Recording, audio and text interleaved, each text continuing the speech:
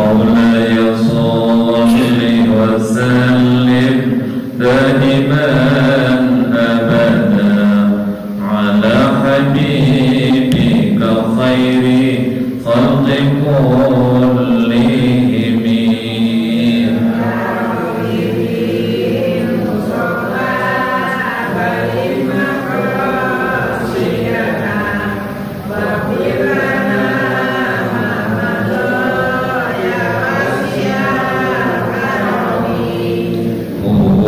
الحبيب الذي ترجى شفاعته لكل هول من الأهوال مقتحم. يا رب بالمصطفى بلغ مقاصدنا واغفر لنا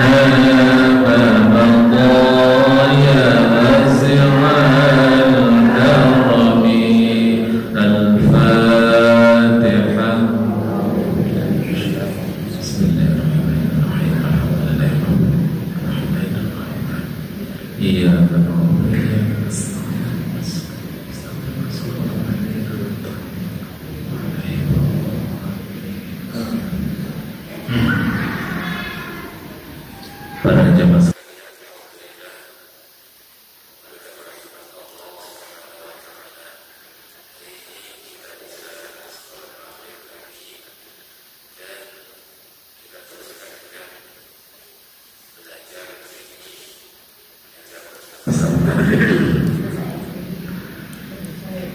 Kalau kemarin kita sudah belajar tentang sunnah-sunnah sholat,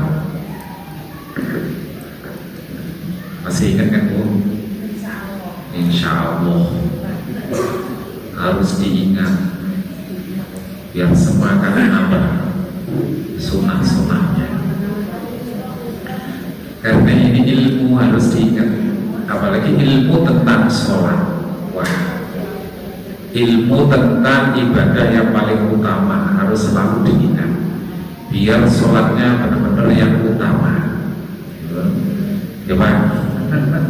Sholatnya biar benar-benar jadi sholat kita yang utama. Kalau kita sholatnya tingkat utama, maka kita akan jadi orang yang utama. Itu pasti, udah pasti. Kalau sholatnya benar, pasti jadi orang benar.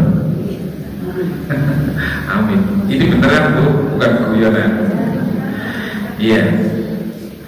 Karena kan tergantung kualitas kekhusyuan kita. Kalau khusyuknya bagus, khusyuk itu kan bacaannya bagus, gerakannya bagus, terus apa, istiqomah bagus, bacaannya bagus, gerakannya bagus, itu sudah khusyuk. Terus artinya khusyuk bagus. Ya. Nah, salah satunya ya dengan mengingat-ingat rukunnya, mengingat-ingat sunnah-sunnahnya, biar nanti tahu sholat kita itu seberapa bagus. Yang tahu ya diri kita sendiri, seberapa sholat kita bagus. Nah, sekarang kita pada bab perbedaan sholatnya orang perempuan dan sholatnya orang laki-laki. Ternyata ada perbedaannya Bu, ada perbedaan yang nggak sama. Ada beberapa titik yang harus berbeda ketika kita melaksanakan sholat antara orang laki-laki dan perempuan. Karena laki-laki dan perempuan itu kan berbeda. Beda apa sama? Beda, karena beda sholatnya beda. Ada beberapa yang harus beda. Ada beberapa yang harus beda. Karena secara fisik itu kita beda.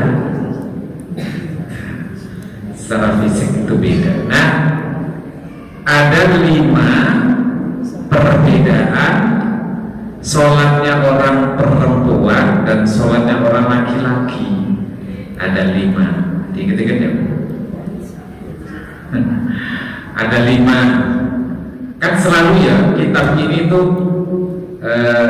menyebutkan jumlahnya gitu ya.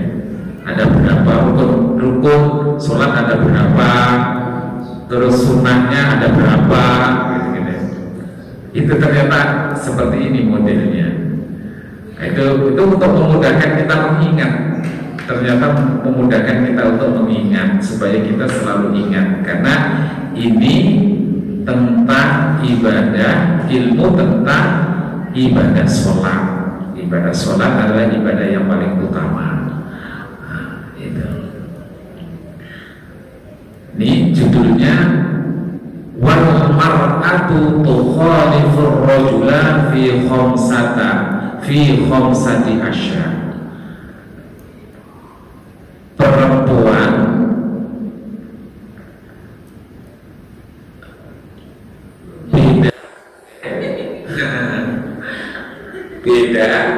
bedanya dengan laki-laki ketika sholat itu ada 5. Yang pertama farrajulu. Yang pertama farrajulu untuk laki-laki.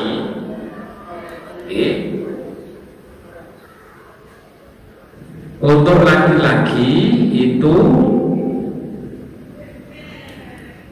yujafi mirfaqaihi an jambaihi wa yuqillu bawnahu an fakhidaihi fir ruku'i was sujud. Saya gambarkan dulu. Kalau laki-laki, ini laki-laki dulu ya, perempuan belakangan. Ini laki-laki dulu. Kalau sholat itu harus gagah, ketika berdiri, ketika rukuk, ketika sujud, bahkan ketika duduk di antara 2 sujud, itu harus gagah. Supaya kelihatan gagah itu bagaimana? Harus bergagah. Ngerti bergagah? Iya, harus bergagah. Itu laki-laki. Nah, makanya pokoknya harus gagah. Ketika berdiri, contohnya itu harus bergagah. Tidak boleh mepet kakinya. Berdiri itu loh. Itu minimal kakinya itu sejengkal gini bergagahnya. Tidak boleh pahanya rapat gini. Kan kayak cewek jadinya. Nah, bedanya itu. Kita coba itu. Kalau berdiri ya begini. Nah, makanya begini. Nggak boleh begini kalau lagi harus bergagah. Yang gagahnya itu kira-kira segini loh. Itu laki-laki. Itu ketika rukuk juga begitu, dengkulnya jangan minggu, harus. Terus ketika takbir juga kan harus begini, keteknya harus kelihatan kalau laki-laki. Terus kalau sedekah, ini nggak boleh begini, harus begini. Terus kalau sujud nggak boleh gini, harus begini. Ketek ini biar keluar baunya. Itu kan begitu, harus begitu. Jadi harus bergagah ini, harus bergagah. Nggak boleh begini. Itu intinya di sini. Jadi seorang laki-laki merenggangkan kedua siku dari kedua lambungnya dan melipatkan perutnya dari kedua pahanya ketika rukuk dan sujud. Pak Amir nggak ada sih, modelnya kan Pak Amir biasanya tidur. Iya. Modelnya Pak Amir. Jadi intinya gitu. Laki-laki merenggangkan kedua siku dari kedua lambungnya dan melipatkan perutnya dari kedua pahanya ketika rukuk dan sujud. Jadi kalau dimulai dari berdiri tadi ya, sekalian dari berdiri itu seperti tadi harus bergagah. Tapi juga jangan terlalu bergagah banget ini. Disesuaikan dengan kemampuan juga, karena kalau ternyata nggak bisa renggang satu jengkal, terus kita memaksakan renggang satu jengkal terus pahanya sakit, ya jangan. Tapi jangan asal mepet, harus saja segini kira-kira lah. Kalau pokoknya nggak bisa segini, ya begagahnya itu segitu. Terus ketika takbiratul ihram itu kan kita sudah belajar takbiratul kan harus begini kalau begini. Jadi ininya keteknya ini kelihatan, kalau dalam hadisnya itu sampai ketiaknya Rasulullah kelihatan putih gitu. Terus ini mankibain itu telapak tangannya itu ada di atas ini bahu, terus ujung jarinya itu kan di atas telinga ini. Itu untuk laki-laki ya. Jadi ibu dengerin dulu, tapi nggak boleh ngobrol. Dengerin dulu, ini untuk bapak-bapak. Jadi gini, harus bergagak gini. Nanti ibu-ibu bisa ngajarin bapaknya nanti. Begini. Terus kalau sedekah itu tetap harus gini. Keteknya harus pegang tetap. Tidak boleh minggu. Itu. Jadi harus begini. Terus ketika ruku ini jangan begini, nggak boleh. Bukan nggak boleh ya, nggak dapat sunnahnya. Jadi harus begini, lurus lah paling. Keteknya harus kebuka, gini. Itu. Jadi renggang, merenggangkan. Tadi sampai apa ruku begini, atau gini. Jadi pokoknya jangan sampai begini. Gini, itu laki-laki. Rukuk terus sujud. Nah sujudnya itu juga tangannya harus begini. Coba kok. Satu tidur kok. Ngantuk dia. Saya gini Ustaz. Ya. Sholat jamaah itu kan diusahakan untuk rapat gitu ya. Pada waktu sujud, akhirnya kita nggak bisa begini. Ya, makanya ukurannya kan ini. Sebenarnya rapat itu ukurannya ini, bukan kaki. Ini kan ini udah ukurannya segini, sini nah. Ini. Jangan begagaknya, apalagi lewat dari bau. Nggak boleh terlalu begagak ini, nggak boleh. Dia Pak. Jadi ukurannya ini, ukurannya kalau kita melapatkan barisan ini. Tadi sujud itu tangannya harus tetap begagak gini. Nggak boleh gini sujud, laki-laki nggak boleh gini. Keteknya harus terbuka. Nah, gini. Nggak boleh gini, harus gini. Terus kemudian kalau sujud di antara dua, duduk di antara dua sujud, itu nggak boleh nikung begini laki-laki, harus pegang. Kalau pegang, duduknya harus pegang. Nah, pegangnya paling nggak satu sini. Kalau nggak bisa ya separuhnya ini, tapi pegang, harus pegang duduknya. Jadi nggak boleh di mingkup ya, rapat, nggak boleh rapat. Jadi kalau laki-laki itu harus begagah, nggak boleh dicepit. Karena kalau rambut ada yang kecepit. Ibu. Apa? Ya, kan gitu. Jadi harus gitu. Ini di sini tuh begitu. Itu ibu. Terus kalau sujud itu kalau laki-laki perutnya ditahan, tidak boleh nempel ke ini loh paha, nggak boleh nempel ke paha, harus renggang ke pahanya sampai kira-kira kalau ada anak kucing lewat itu bisa gitu. Berlubus, kalau ada anak kucing berlubus itu bisa. Jadi gitu, itu ini nggak boleh dekem gitu loh. Kan ada yang sujud, ada orang sujud dan dekem, ngerti dekem? jadi ininya lambungnya itu mepet ke sini kayak depro gitu. Itu untuk laki-laki enggak. Jadi harus renggang. Jadi malah perutnya itu ditahan gini supaya tidak ngebeleleh gitu ya, gandul ke paha. Pokoknya diusahakan seperti itu, jangan sampai nempel ke paha. Itu untuk laki-laki. Itu salah satu perbedaannya laki-laki dan perempuan ketika melakukan sholat. Jadi kita sudah kebayang ya Pak? Kebayang ya? Ya, bayangkan udah biasa begitu, supaya nanti tetap seperti itu. Nah berarti sebaliknya kalau perempuan nggak begitu.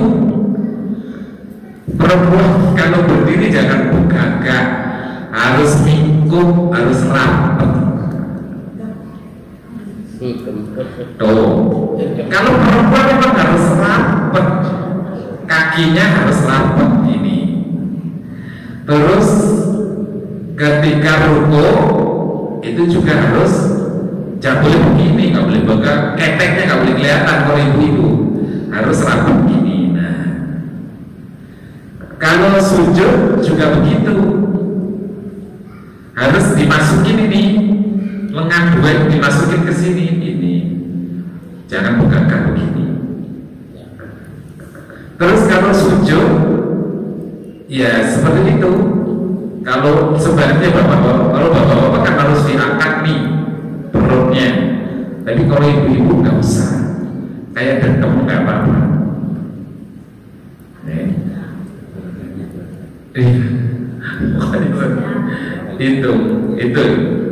Itu kebalikannya laki-laki. Memang perempuan itu harus beda dengan laki-laki. Laki-laki juga harus beda dengan perempuan. Di sholatnya pun juga seperti itu. Jadi poinnya yang pertama ini adalah ketika berdiri, ketika takbiratul ihram, takbir, ketika bersedekah, ketika rukuk, ketika iktidal sami Allah itu ya pokoknya segitu. Terus kemudian ketika sujud, ketika duduk di antara dua sujud itu harus renggang, harus renggang. Tapi sebaliknya kalau perempuan harus rapat, harus rapat. Berdirinya kakinya nggak boleh begagah. Perempuan nggak boleh gagah, terkalah bapak-bapak. Nggak begagah aja udah menang bapak ibu-ibu. Kan bapak-bapak nurut kan sama ibu-ibu? Tuh kan. Nggak gagah aja bapak-bapak udah kalah, apalagi kalau tambah gagah.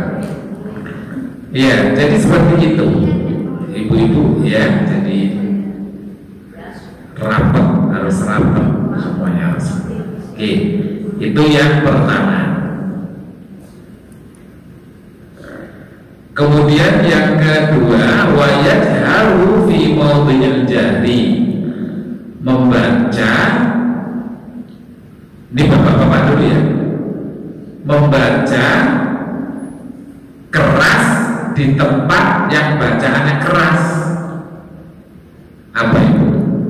Sholat maghrib, isya, subuh. Terus kemarin yang keras itu di rakaat pertama dan rakaat kedua. Kalau bapak-bapak boleh keras, boleh keras. Itu sunnah keras, bedanya. Nah, berarti kalau ibu-ibu nggak boleh keras. Bukan keras, bukan suaranya kenceng maksudnya ya. Kalau bapak-bapak harus keras ya Pak, kalau nggak keras mah. Kalau ibu-ibu harus lembut maksudnya, suaranya lirih, nggak boleh kenceng lah. Kalau keras itu maksudnya kenceng. Kenceng apa kita? Suaranya itu nggak boleh ya kenceng kan ya Pak? Nggak boleh itu Itu harus lembut.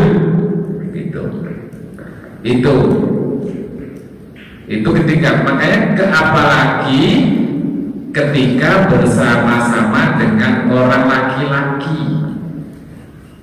bukan mahramnya, bukan keluarganya. Di sholat aja begitu. Di sholat aja harus suaranya lirih. Aminnya itu ibu, kalau baca amin itu jangan amin kayak bapak-bapak, nggak boleh. Di hati aja amin, karena bareng-bareng ada bapak-bapak. Bapak-bapak itu kalau dengar suara perempuan itu keras pikirnya. Itu bisa ada yang keras, ada yang suaranya lembut. Suara siapa ya itu? Gitu. Maka ibu-ibu harus jaga suaranya. Apalagi di sholat, bukan bapak mikirnya macam-macam. Kok ada suaranya yang lembut ya tadi yang amin ya. Nah, makanya ibu-ibu kalau sholat bareng bapak-bapak jamaah seperti ini harus ditahan suaranya, aminnya nggak boleh kenceng-kenceng.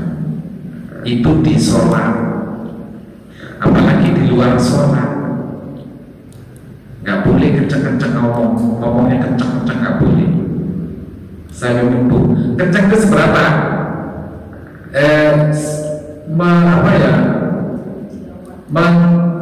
Membuat khas gitu loh. Khas itu berapa?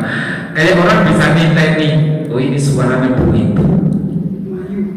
Nah kemayu boleh, kemayu lembut, ya boleh yang membuat orang tertarik gitu. Gitu. Itu kan pertama karena kita mendengar itu bukan suaranya kencang, belum kalau nanti suaranya lembut.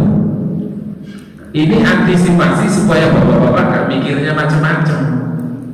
Kalau ibu yang menahan itu kita aman. Kalau ibu gak menahan kita yang kacau. Loh itu benar itu.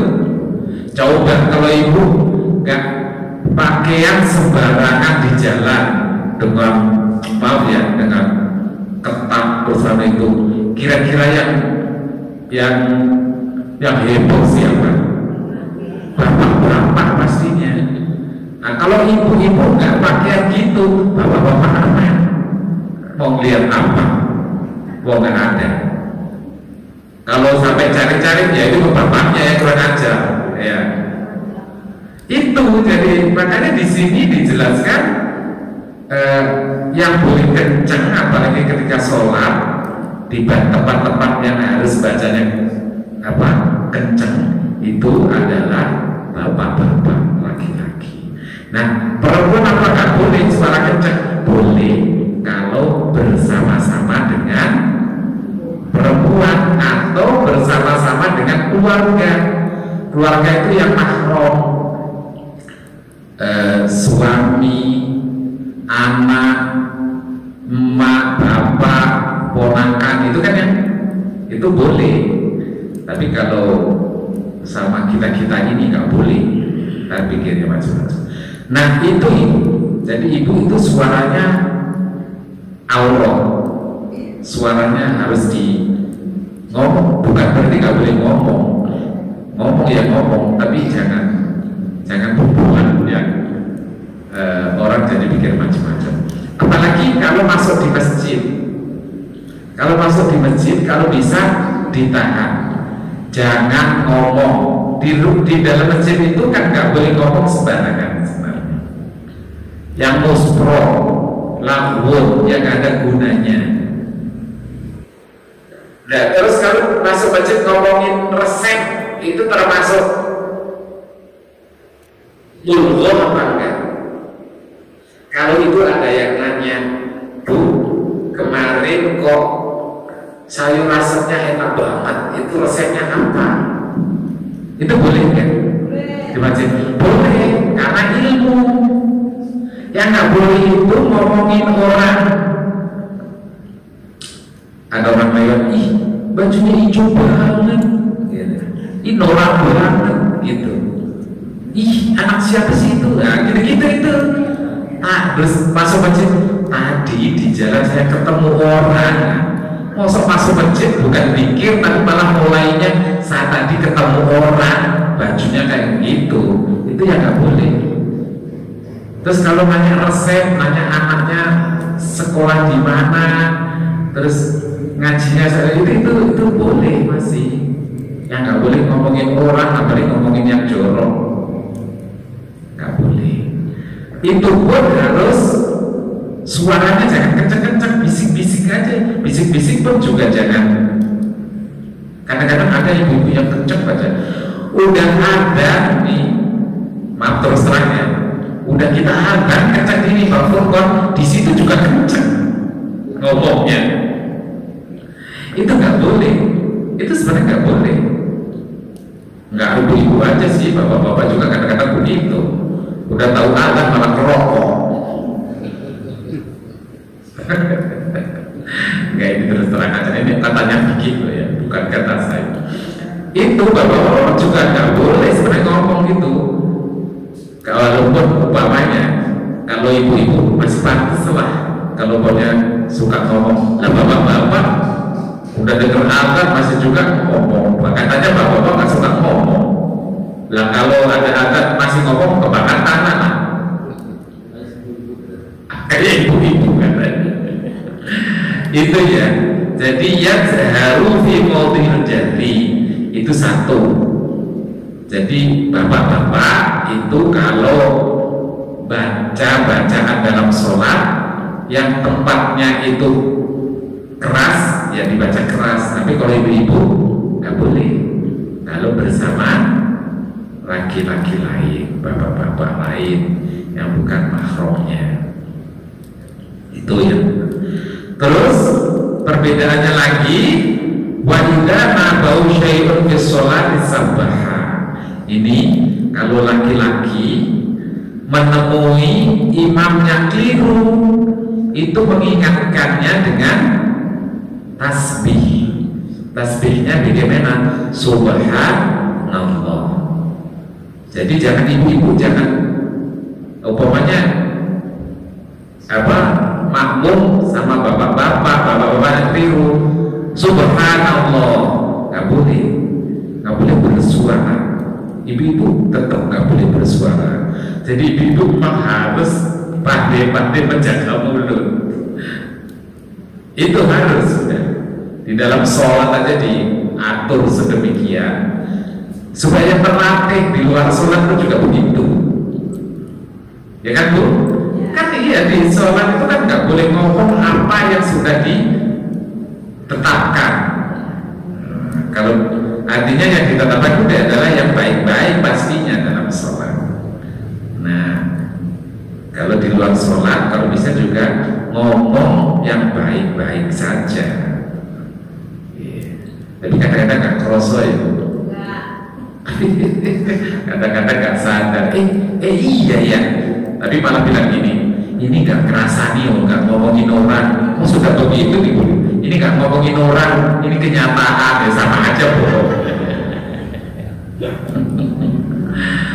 Enggak, ini temanya ibu-ibu jadinya. Jadi bedanya itu, kalau sholat 5 itu tadi yang kedua, ketika mengingatkan imam salah dalam sholat, itu bapak-bapak itu dengan bertasbih. Nah itu. Terus kemudian wa auratul rajuli ma baina surrati wa rukbatayhi.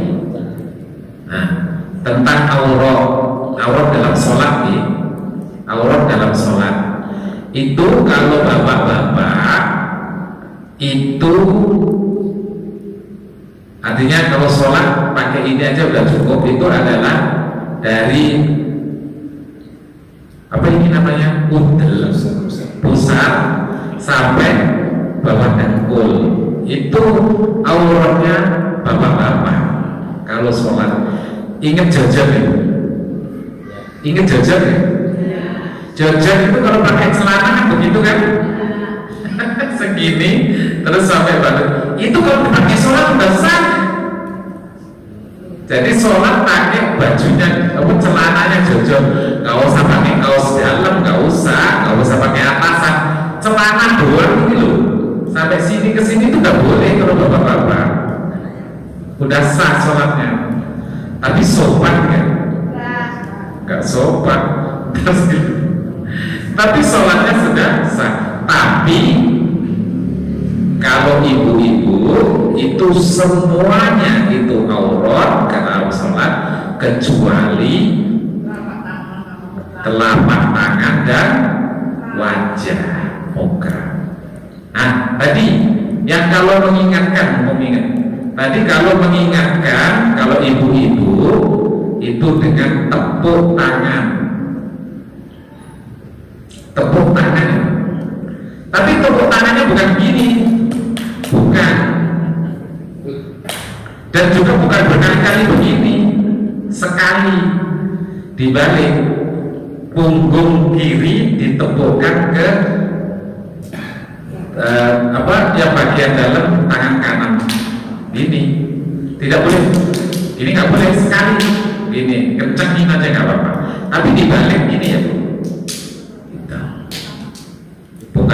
Bukan tepuk gembira begini, bukan tepuk ini itu baina surati wa rukbatain, ya itu yang membedakan. Wal mar'atu tatummu ba'da ba'din. Jadi kalau perempuan yang ketiga itu adalah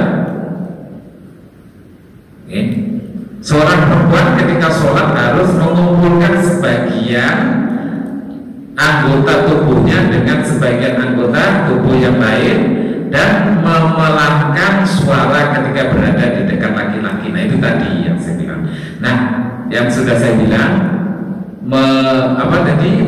mengumpulkan itu maksudnya jangan gagah, mingkup rapat. Maka sering-sering minum jamu sari rapat, biar rapat. Itu harus gini, tidak boleh gagah tadi, terus suaranya nggak boleh kenceng. Itu maksudnya itu ibu-ibu. Kalau bapak-bapak harus bergagah,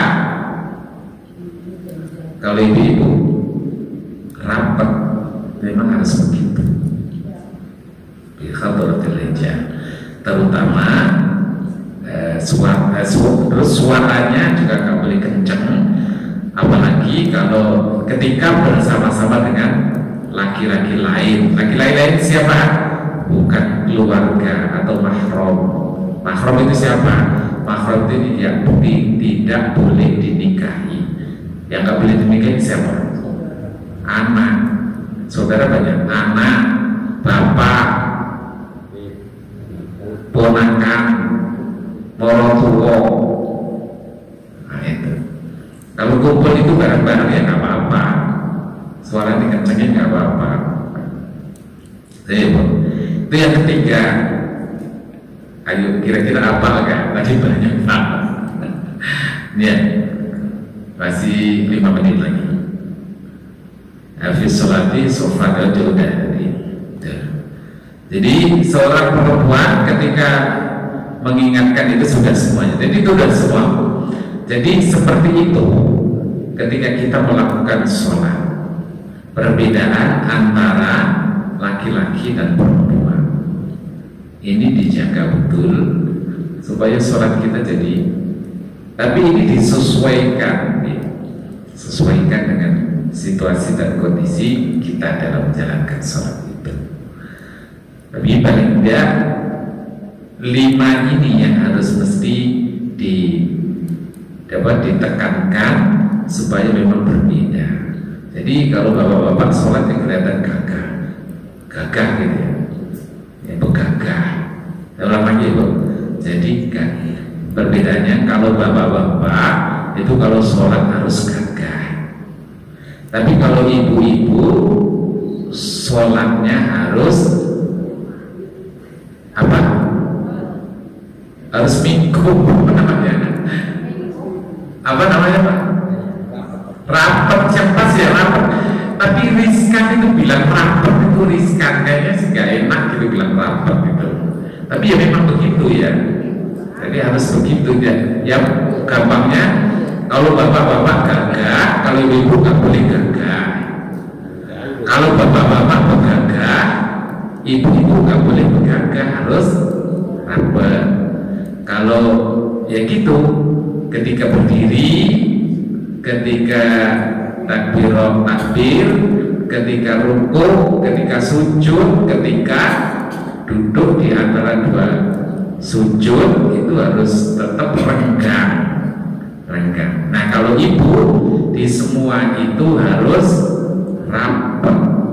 Gitu. Bisa kan Budi kira-kira kalau sama ibu-ibu kan kalau sholat kan pakai ruku, pakai mukena, jadi kita nggak tahu kakinya begagah, bukan kan nggak tahu sebenarnya. Ya, tapi kalau tangan kan bisa. Jadi kira-kira seperti itu. Terus suaranya nggak boleh kencang-kencang. Kalau bersama dengan ibu-ibu sendiri ya boleh. Tapi kalau ada laki-laki lain jangan dikencengin.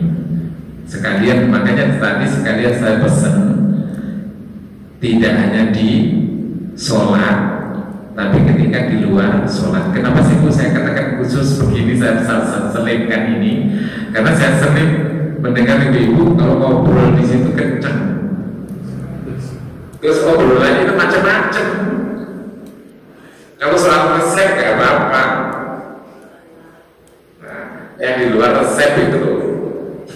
Kalau di luar resep kan sudah jelek, terus ngomong kenceng, terus di masjid lagi gitu. Oke. Terus kalau salam, kalau masuk ke masjid, di sini ada bapak-bapaknya, salamnya jangan kenceng-kenceng gitu. Assalamualaikum. Oh, agak apa? Salamin bapak. Jadi sekolahnya suaranya jangan kenceng-kenceng gitu. Terus kemudian kalau tadi ya sudah ya. Terus kemudian kalau mengingatkan imamnya salah itu kalau bapak-bapak dengan bertasbih, tasbihnya subhanallah. Karena isi sholat itu coba perhatikan, isi sholat itu kan tasbih, takbir dan baca Quran, ya kan? Gak ada lagi. Selain itu nggak boleh. Takbir, tasbih, ya tahmid udah ada mas. Tahmid sama baca Quran. Selain itu nggak ada. Terus kalau perempuan tepuk tangan, cara mengingatkan tepuk tangannya adalah punggung telapak tangan sebelah kiri ditepukkan ke dalam telapak tangan kanan, cukup sekali. Gitu. Jangan langsung diangkat ya Bu. Ini karena kalau sudah angkat nanti ini gerakan 3 kali malah batal. Jadi, gitu. Tepuknya begitu. Dijaga dulu begini, tidak boleh, nggak boleh gitu. Gitu udah. Terus berhenti dulu baru biasa. Itu udah ya, udah itu tadi udah 5 semuanya seperti itu. Terus aurat tadi sudah semuanya. Baik, saya kira itu untuk pelajaran hari ini tentang perbedaan sholatnya perempuan dan sholatnya laki-laki. Kurang lebihnya mohon maaf. Wassalamualaikum warahmatullahi wabarakatuh.